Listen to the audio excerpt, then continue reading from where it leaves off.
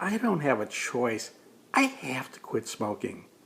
You will often encounter people who make this statement that they don't have any choice in the matter. They are in such bad physical condition, they're under such dire consequences because of maybe family pressure or friends or economics. They can't afford their cigarettes anymore. They'll come up with some reason that makes it so clear to you as the listener or to the person saying it to themselves that they're going to quit because they don't have a choice.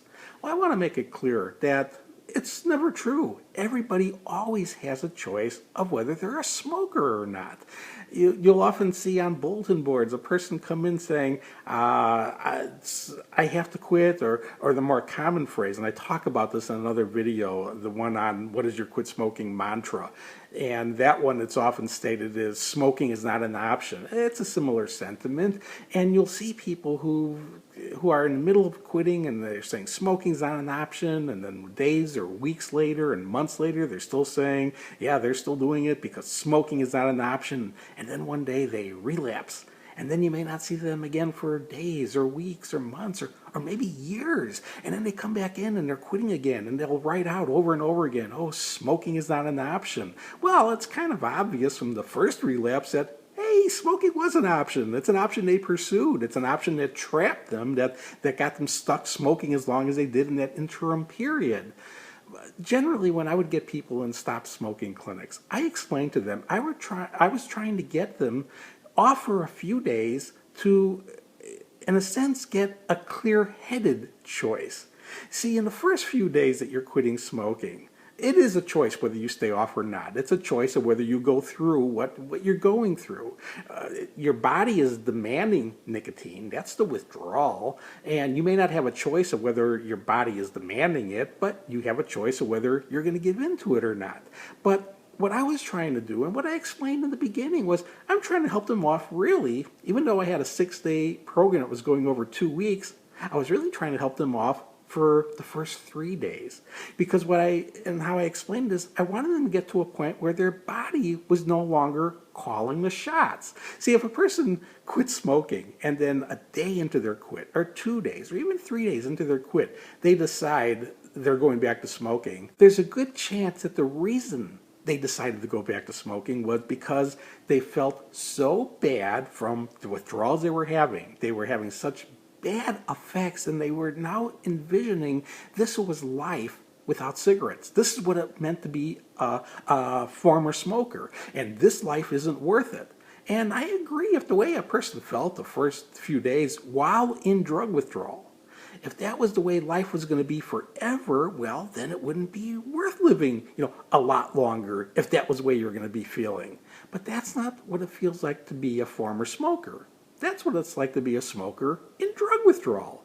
What I wanted them to do was get over the withdrawal, see what it's like not to smoke, and then base all the decisions that they were making from that point on what the choice really is now. The choice isn't to feel withdrawal all the time. The choice is, hey, to be free, to be at the state where you are once you're past the first few days, once you're past the physical withdrawal, and then on top of that, having learned all the new things that you can do without smoking and realizing you're doing them as well, if not better, than when you were a smoker.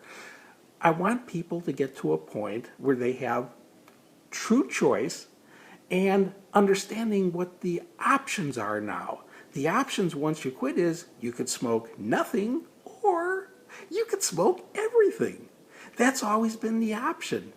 It's an all or nothing proposition. Because of the addictive nature of nicotine, if nicotine gets in your system, it demands the full complement.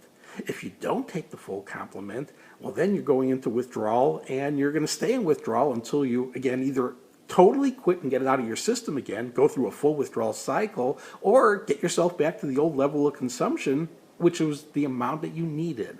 So it's just important that you understand that you do have a choice in this matter. There's people who feel like, once they're off for a long time period and then they just get a thought for a cigarette, they could start to think, well, because they had no choice that they can't smoke anymore, that if they just slip a little and take a puff, and this is the wording they're going to use, the slip or cheat or just or only, they take a puff, but they won't go back to smoking because they don't have a choice to go back to smoking. Again, it's showing the fallacy of that issue. You always have that choice. You could go back to smoking, you could stay off smoking. If you keep basing your decision, though, on what the options are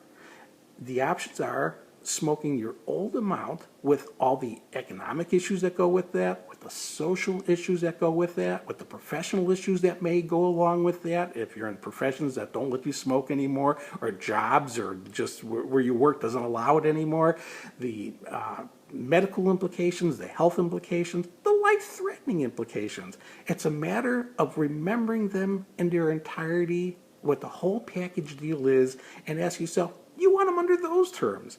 And there's a really good chance when withdrawal isn't in play and when you're really free of smoking, when you're going on with your life and realizing you're calmer, you're happier, you have more energy, you're healthier, you've got all these benefits going. If you remember what your life was like as a smoker and contrast it to what your life is like now, you're going to realize you got a better deal now. And to keep this life going the way it is now, it's a matter of sticking to a personal commitment to never take another puff.